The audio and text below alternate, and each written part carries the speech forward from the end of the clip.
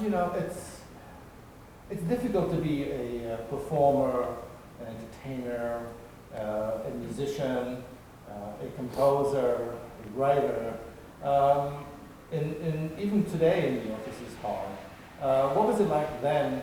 Well, like I was telling you, then it was easier because you didn't need much money to survive, to live.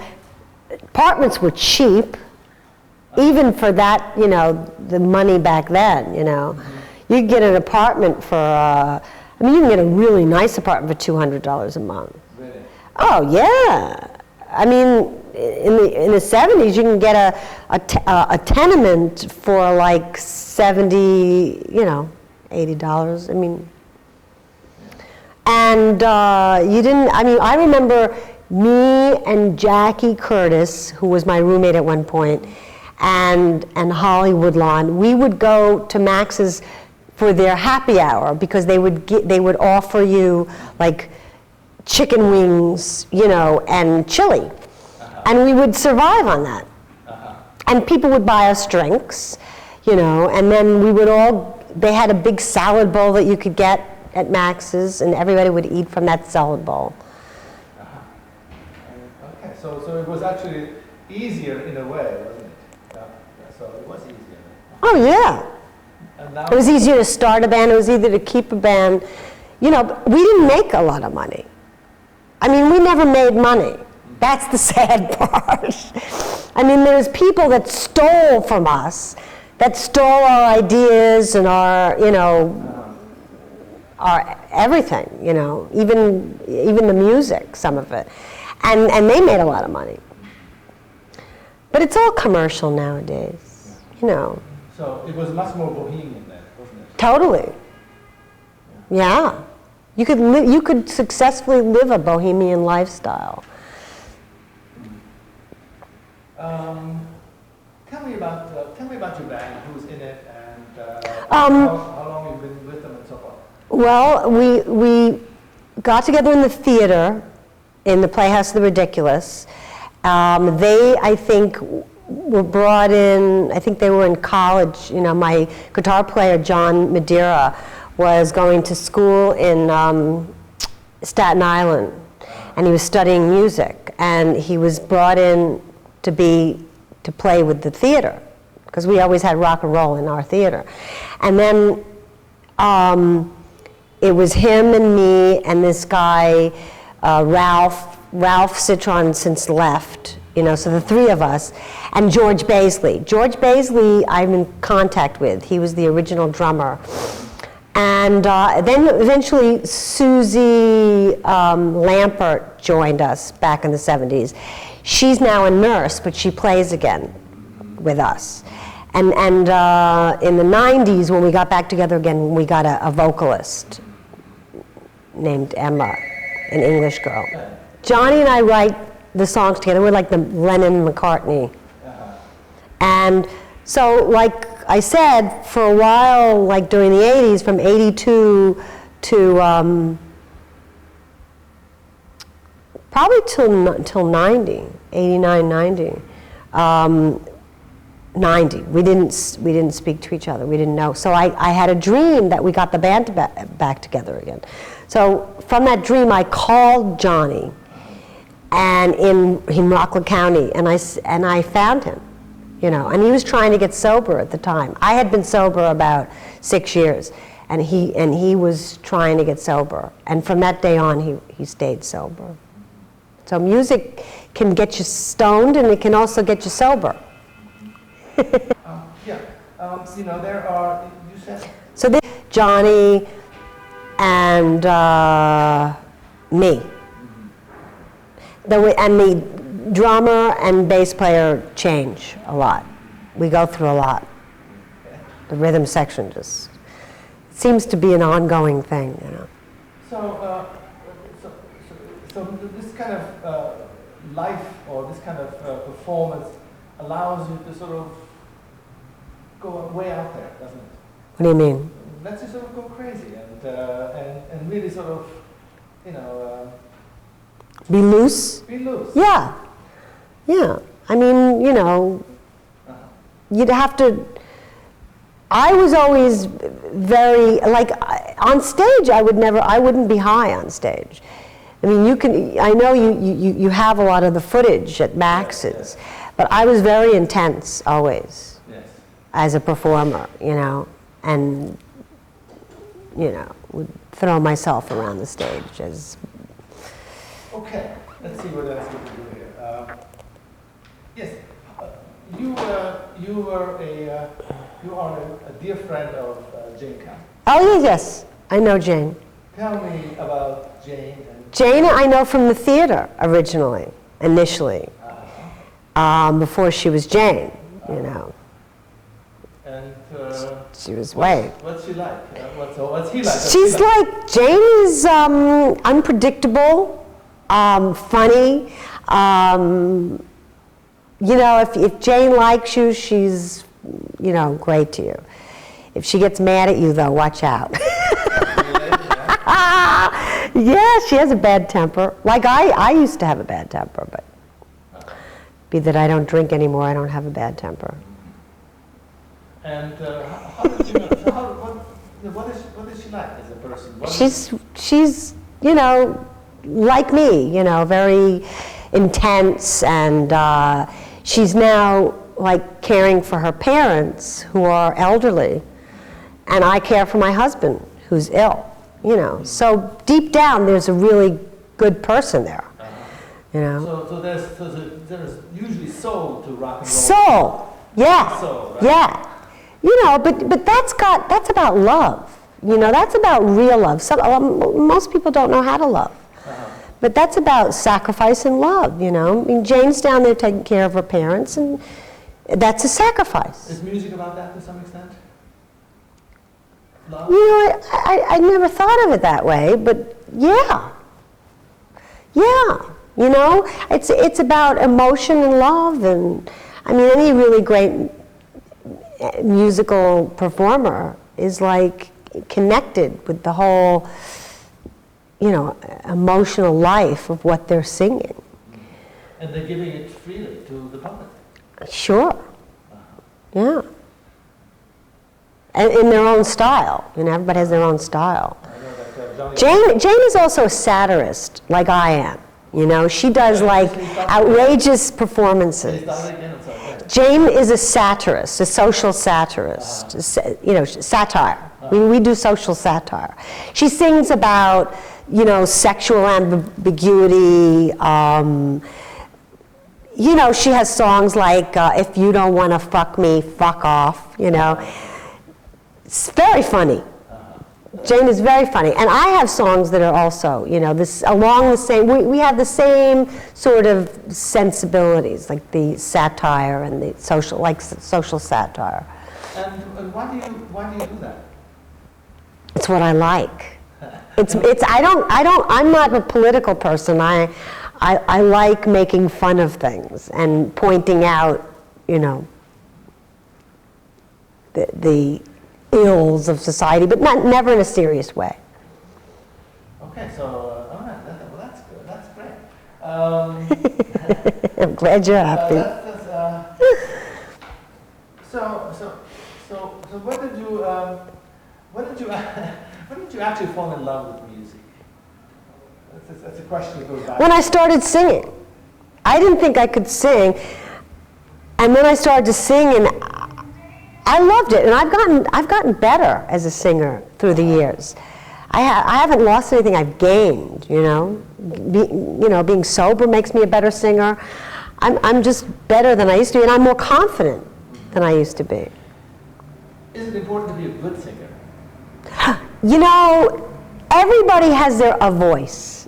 Whether you can, your voice is smooth, melodic, or you can just. It's important to be able to be within the range of the music. Like even if you speak it, like Rex Harrison used to speak it on key, but it's all relative, good singers. I mean, as long as you're in touch with what you're singing about, in touch with the emotions, that makes you a good singer. And you can communicate that. Yeah, I'm not crazy about digital recordings. I like analog, you know, because I think that's real. That's more like, it's life, it's lively, it's live sound. It's got a few kinks in it, and it's got a few dents. yeah, it's got flaws. It's imperfect, but it's emotional. It's alive. It's not electronic. Hey, listen, you can just plug in some contraption and it makes music. But that's not, like you said, soulful. That's not like what a human being can do something a machine could never do. You know, and that translates better when you get it on tape or, you know. That's why I still record analog. So what makes It took me a long time to record, by the way. I hadn't recorded back in the 70s. What have you done? Have you done anything recently? Yeah, I completed an album in 98, as soon as, you know, that not long ago, and now I'm working on a second album. But I used songs I wrote back in the 70s, so it sounds like it was recorded in the 70s. You know, it has the sound of, I gave you one, didn't I? I don't think so. I'll give you one. Come to the performance, I'll give you one. And bring me the tape and I'll give you a CD. I thought I gave you one. Did you? I don't know, but I'll give you another one. You deserve another one. So that's actually kind of a very interesting issue, the whole notion of being sort of human and sort of fallible and Yeah. It's like, you know, Johnny Thunders doing those riffs that would sound off and whining and so forth. That was because he was stoned for some of it. But it really, Sometimes it made it better, sometimes it didn't. Yeah.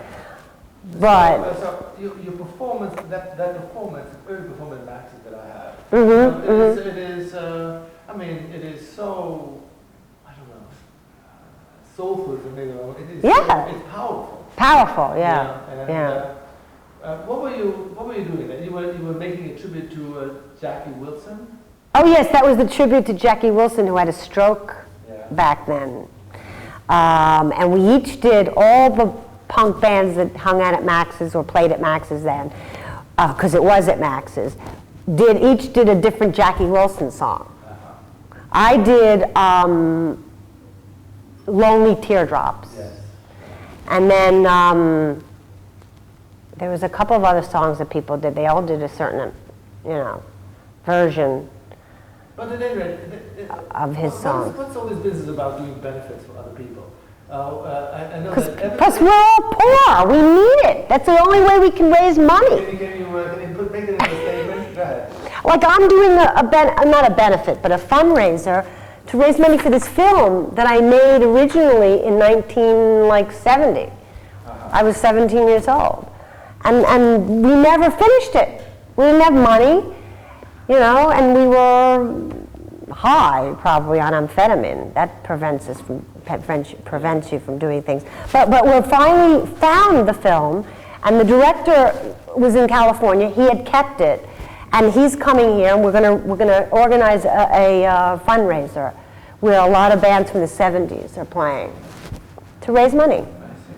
Because we're not rich. You know, the hip hop artists are rich. You know. I guess that's how it's art. That's where you can. I guess some artists have money. Yeah. Oh yeah. Rock and roll, real, you know, rock and roll people don't have any money. That's how you can tell real rock and roll. You just do it because you love it. Right. Yeah, but you know, we just don't know how to make money.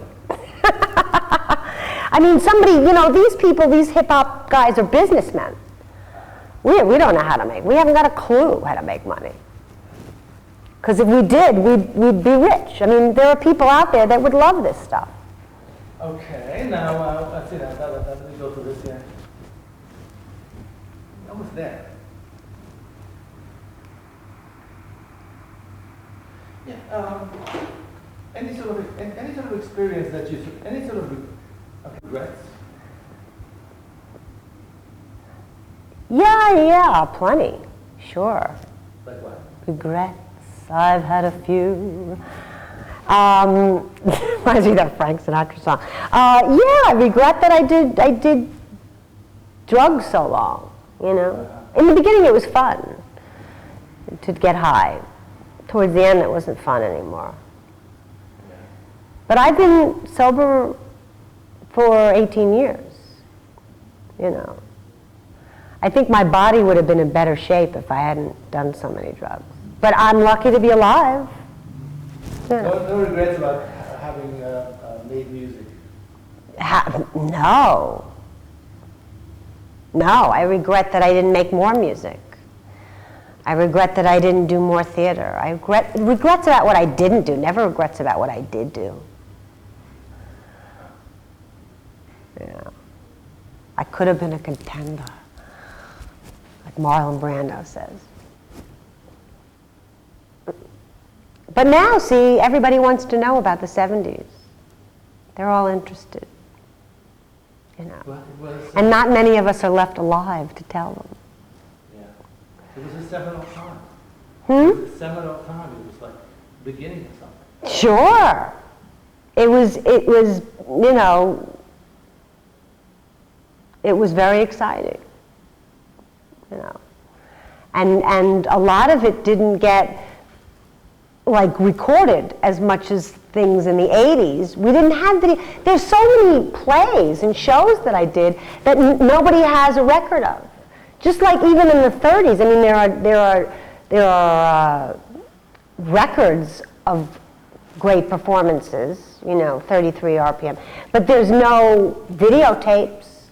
There's no film of these great performances on the stage.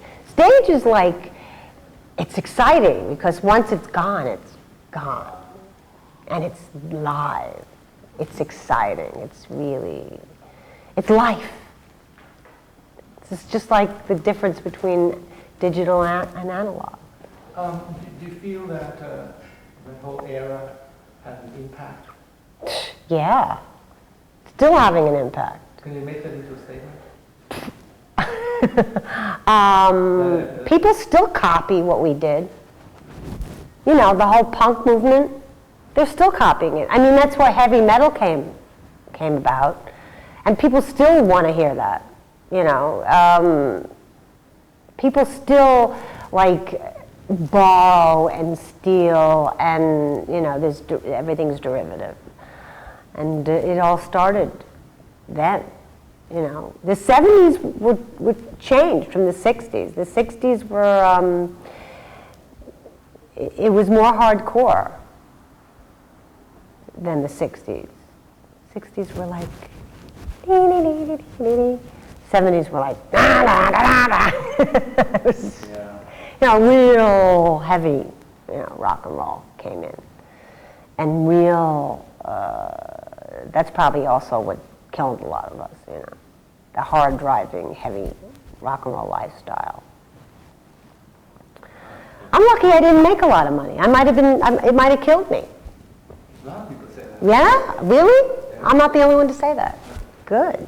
Alan Vega said that the other day. Oh, really? He said, you know, if I had gotten that contract with that record company, I would have been a different person, you know, and I don't know whether that... And he might have been dead. That's right, he might not have been as good a person.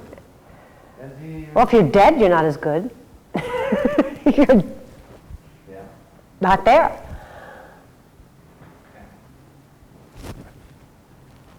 Okay. Anything else you want to add? I don't know. I think I've said it all. Just that I think, you know, it's gratifying and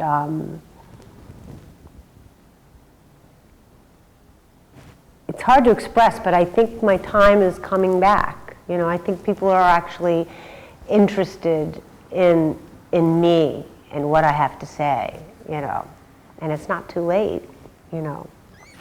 I'm having fun. That's great. That's a good note to end.